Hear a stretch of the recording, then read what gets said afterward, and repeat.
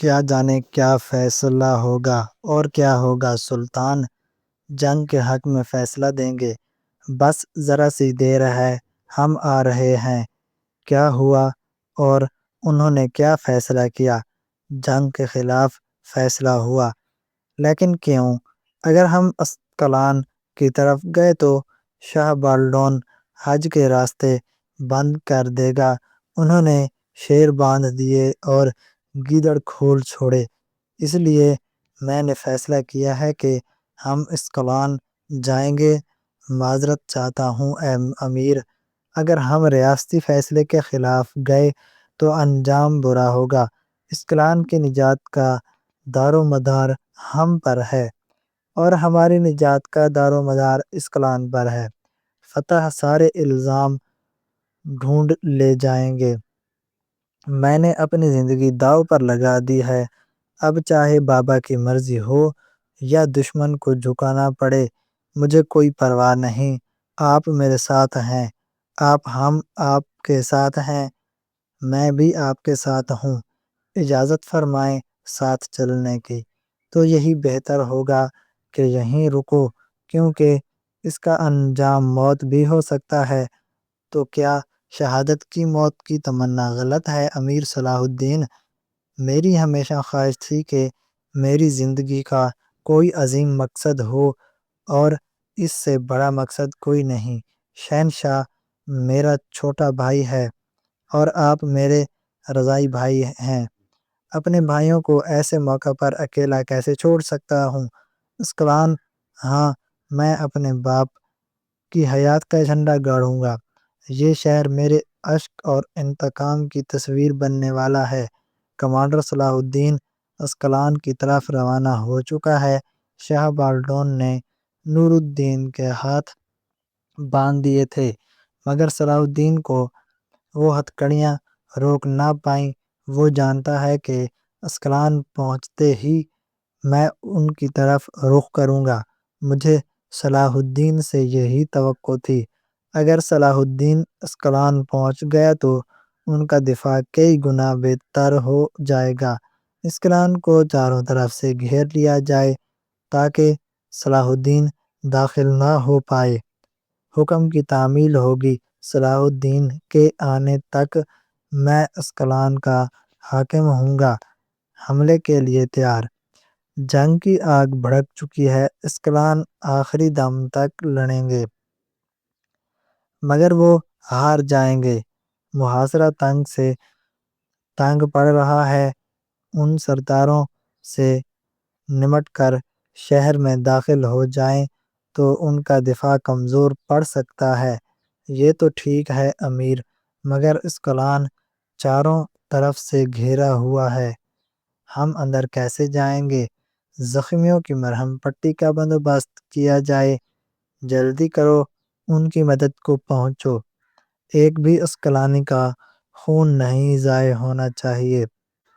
ہمیں صلیبیوں کی نظروں سے بچ کر چلنا ہے۔ اسقلان میں داخل ہونے کا خفیہ راستہ ہے، وہیں سے جائیں گے۔ زخمی سپاہیوں کی جگہ تازہ دم سپاہی چاہیے۔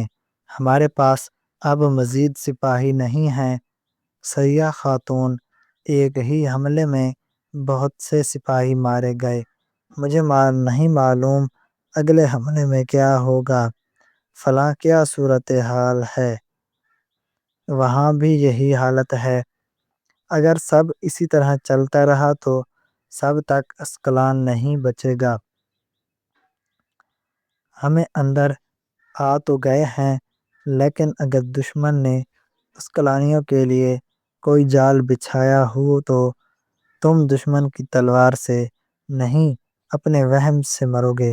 آؤ شاباش، ہلنا مت۔ لڑکی، تم کون ہو؟ چوروں کی طرح کیوں آئیں؟ ارادہ صرف مدد کرنے کا ہے، مگر اپنا تعارف کرو۔ میں سلطان نور الدین زنگی کا بیٹا ہوں صلاح الدین۔ تیرا انداز تیار ہو گئے؟ جی بابا، ہو گئے۔ چلو جلدی آگے بڑھو۔ یہ سب کیا ہو رہا ہے سریا؟ یہ چوری چھپے اسقلان میں داخل ہوئے ہیں اور کہتے ہیں ہماری مدد کے لیے آئے ہیں۔ بابا یہ کون ہے؟ نور الدین زنگی کی اولاد، دشمن کی اولاد ہے، ہماری مدد کو آئی ہے۔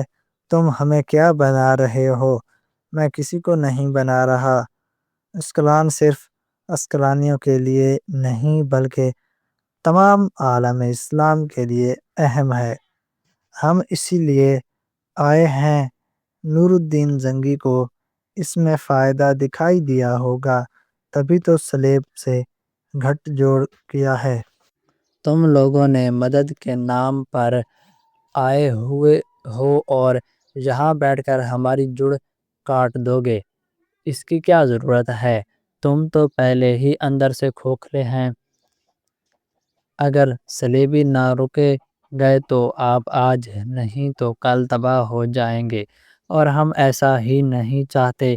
اسکلان ان کے چنگل میں نہیں جانا چاہیے۔ نور الدین زنگی کیا فائدہ اٹھانا چاہتا ہے؟ وہ سمجھتا ہے اسکلان بچا لے گا تو ہم اس کے سر خرید بن جائیں گے۔ ہمیں جو درست لگتا ہے ہم سوچتے نہیں، کر گزرتے ہیں۔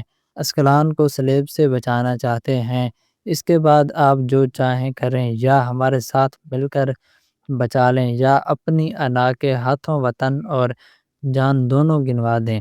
ہمیں دیکھنا چاہیے یہ ہماری کیسے مدد کریں گے، تب معلوم ہوگا ہمیں فائدہ پہنچاتے ہیں یا نقصان۔ سریہ بہن ٹھیک کہتی ہیں بابا، اس وقت ہمارے لیے ہر تلوار قیمتی ہے، اور یہ سرحدی دستے کے ہیں۔ ان میں سے ہر ایک 3 صلیبی سرداروں پر بھاری ہے۔ خبر آئی ہے کہ صلاح الدین اسکلان کے پاس دکھائی نہیں دیا۔ ممکن ہے اس نے محاصرہ دیکھ کر ارادہ بدل لیا ہو سکتا ہے وہ اندر چھپا بیٹھا ہو۔ نور الدین زنگی نے اپنی فوج نہیں بھیجی، صلاح الدین چند دستے ساتھ لایا ہے، ان سے ہمارا کیا بگاڑ لے گا؟ تعداد سے فرق نہیں پڑتا، وہ ضرور کوئی منصوبہ لایا ہوگا مگر کامیاب نہ ہو پائے گا۔ حملے کی تیاری کرو، سرداروں کو حکم دو۔ صلاح الدین نے بادشاہ کوشاں دی ہے مگر اسے مار دیا جائے گا۔ شہر کے اندر خلیل کی قیادت میں دفاعی دستہ موجود ہے، مگر ہمیں مشرقی فصیل پر توجہ دینی چاہیے کیونکہ وہ نسبتاً نازک ہے۔ ساری توجہ مشرقی فصیل پر دینا غلط ہے۔ صلیبی دستے جنوبی ساحل پر اتریں گے، ہمیں وہیں توجہ دینی ہے۔ ان کے لیے ساحل پر اترنا مشکل ہوگا، مگر وہ خطرہ مول لیں گے کیونکہ انہیں آپ کے خیالات معلوم ہیں۔ اگر توجہ ساحل پر لگائی تو جنوبی دیوار کا کیا بنے گا؟ گروہ کھلے عام دیواروں کی طرف آئیں تو ہماری دفاعی دستہ انہیں ایسا کر دے گا۔ ان کے جہاز بندرگاہ سے داخل ہونے کی کوشش کریں گے اور وہاں قابو پایا جا سکتا ہے۔ ہمارے پاس کچھ جہاز ہیں، سپاہی صف بندی کر کے دفاعی دیوار بنا دیں گے۔ آپ کے سپاہی جنوبی ساحل پر چاہیے دفاعی دیواروں میرے آدمیوں پر چھوڑ دیں۔ ساحل پر سپاہی تمہارے کہنے پر بھیج دیے گئے مگر جہازوں پر حکم چلے گا۔ ہم سمندر کے بیچ رہتے ہیں، ہمیں بحری جنگ کا علم ہے، ہم صلیبیوں سے کئی محاذوں پر لڑ چکے ہیں۔ کوئی کرتب دکھانا ہے یا اسکلان کو بچانا ہے؟ جو میں کہہ رہا ہوں وہی کیا جائے۔ جہاز تیار کیے جائیں۔ جنوبی ساحل اہم محاذ ہے، وفا کے لیے آپ کی زیادہ ضرورت ہے۔ سمندری محاذ میں سنبھالوں گا، شہنشاہ کو ساتھ لے جانا چاہیے۔ دفاعی دیواروں کسی صورت نہ ٹوٹے، جگہ نہیں چھوڑنی۔ مجھے ذلت محسوس ہو رہی ہے۔